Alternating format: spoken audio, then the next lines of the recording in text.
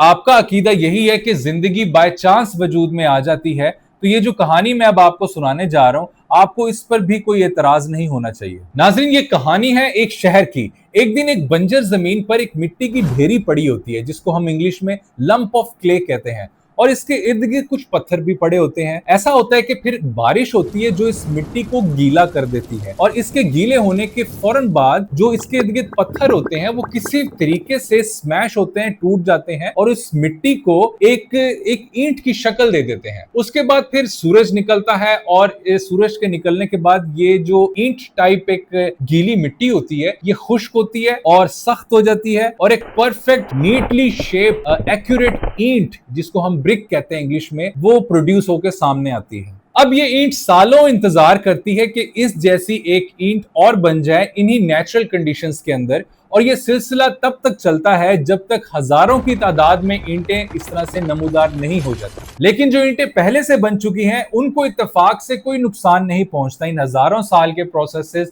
Random processes के बाद भी, जिसमें तूफान आ रहे हैं, बारिशें हो रही हैं, गर्मी पड़ रही है, सर्दी पड़ रही है, हवाएं चल रही हैं, लेकिन जो ईंटें पहले बन चुकी हैं उनको किसी किस्म का कोई नुकसान नहीं पहुंचता, वो डैमेज नहीं होती, एक क्रैक भी उनके अंदर नहीं आता।